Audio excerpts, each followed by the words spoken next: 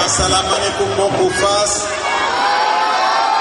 assalamualaikum mbokku Colobane, assalamualaikum mbokku Ndakaaru.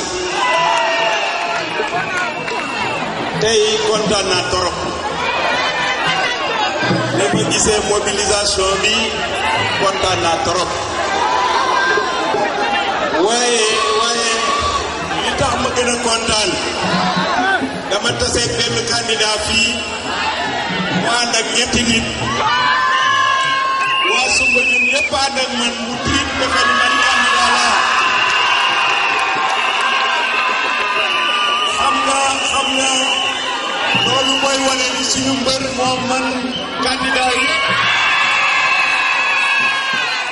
te tey yéen waa commune bi Gueule Tapée Fass Colobane wane ngeen ko kon maa ngi gërëm seeni responsable maa ngi gërëm le député maire Seynabou Wade maa ngi gërëm fii ci Gueule Tapée Mbaye Mbengue Niassa Mbengue Lalla Diop Khady Gueye Colobane responsable yaa ngi fii ñoom Ndeye Ndiaye Fass responsable yi ñoom Yatta Diaw bi ngi fii ak ñoom Moussa Diop Taye Samb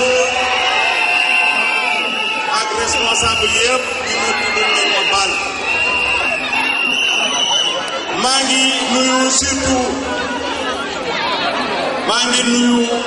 les jeunes de la commune, les jeunes du CNC de la commune. maa ngi beral nuyoo nag jigéenu commune bi gis naa seen taxawaay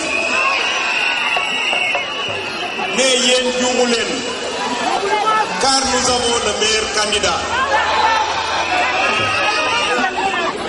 Le programme de notre candidat pour le prochain septennat est un programme qui, si il est déroulé, va pouvoir créer beaucoup d'emplois et beaucoup de ressources pour le Sénégal. Je voudrais parler un peu de ce programme qui tourne autour de l'agriculture, de la pêche, mais également de l'élevage. En ce qui concerne l'agriculture, vous savez qu'un pays ne peut pas se développer s'il n'arrive pas à avoir une maîtrise de ce qu'il consomme. C'est pourquoi le président Abdoulaye Wade, dans son programme pour le prochain septennat, a décidé, comme il l'avait commencé avec la Goana, de faire de l'agriculture le moteur du développement. C'est ainsi qu'il a programmé d'atteindre l'autosuffisance en riz, parce que la base de l'alimentation des Sénégalais est le riz. Mais il y a également une autre spéculation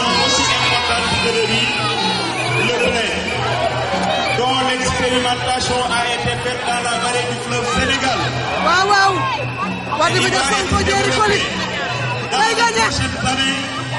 Et nous croyons que d'ici à 5 ans, le Sénégal aura toute la production nécessaire pour sa consommation en blé. Cela fera que les prix qui sont pratiqués au niveau mondial ne vont plus nous étrangler parce que les Sénégalais consomment beaucoup de farine. Tous les matins, les Sénégalais consomment beaucoup de pain. Il y a d'autres spéculations. Jusqu'aux fruits et légumes, nous avons fait toutes les expérimentations. Et aujourd'hui, vous avez vu que les agriculteurs ou bien les maraîchers de Pout ont commencé à récolter les oranges que nous avions l'habitude de voir venir du Maroc, c'est-à-dire les clémentines et autres, et les prochaines années. Beaucoup de projets dans le domaine de l'agriculture vont être pilotés par des jeunes Sénégalais qui vont devenir non seulement des paysans, mais des agriculteurs modernes, avec leurs tracteurs.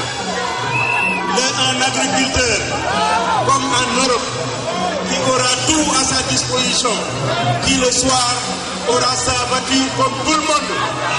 Et nous allons,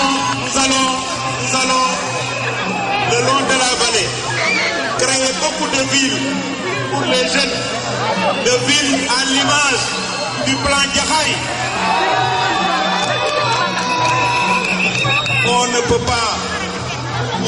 pas résorber le problème du chômage sans développer l'agriculture.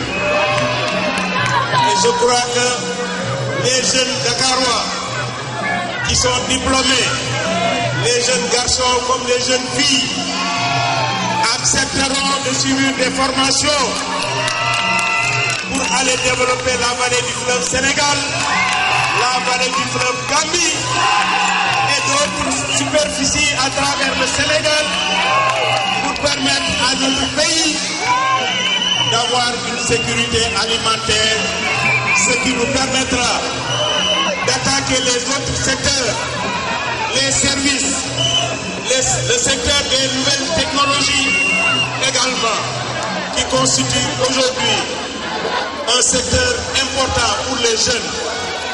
Le secteur également va être développé pendant le prochain septennat. Nous avons notre candidat à un bilan que nous pouvons défendre partout. Partout. Mais il ne faut pas qu'on se jette des fleurs. Il y a des secteurs où nous devons faire des efforts. Beaucoup, l'agriculture, j'ai parlé de l'agriculture tantôt, il y a le secteur de la pêche qui est un secteur important de la vie nationale, qui emploie près de 600 000 Sénégalais directement et plus d'1 million de personnes indirectement. Il y a les pêcheurs, il y a les mareyeurs, il y a les transformatrices. Et toutes ces personnes-là gravitent autour de la pêche. C'est pourquoi ce secteur est un secteur important sur lequel nous devons mettre beaucoup d'efforts pour le développer. Il y a enfin le secteur de l'élevage. Le Sénégal importe de la viande et des produits laitiers, le beurre, le fromage, le lait. Nous devons développer ce secteur, car nous dépensons plus de 70 milliards pour importer des produits laitiers et nous pouvons le faire ici au Sénégal.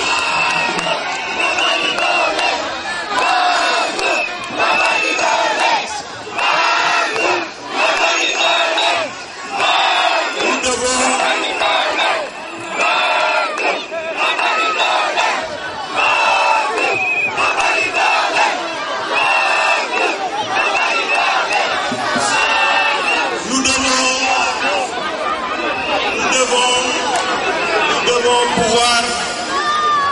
développer ce secteur car les 70 milliards dépensés doivent revenir aux Sénégalais. Au total, si nous attaquons ces trois secteurs, le Sénégal pourra capitaliser des ressources qui tournent autour de 500 milliards de francs CFA qui seront redistribués aux Sénégalais. Et vous imaginez le nombre d'emplois qui sera créé. C'est cela qui fera le développement de notre pays. Et c'est cela le programme de notre candidat, Maître Abdoulaye Wade. Mais nous ne sommes pas... Notre candidat a un programme.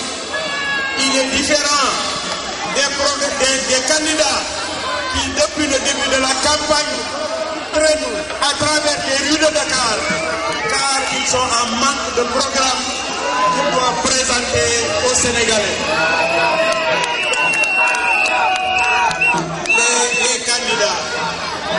Les candidats qui chaque jour vont à la place de l'indépendance pour provoquer les policiers et créer des événements à travers Dakar.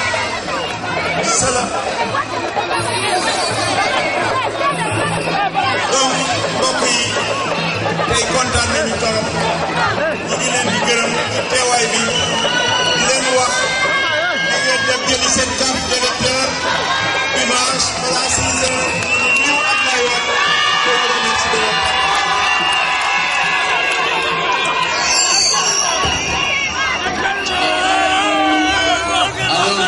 le président du Sénat qui remercie tout le monde.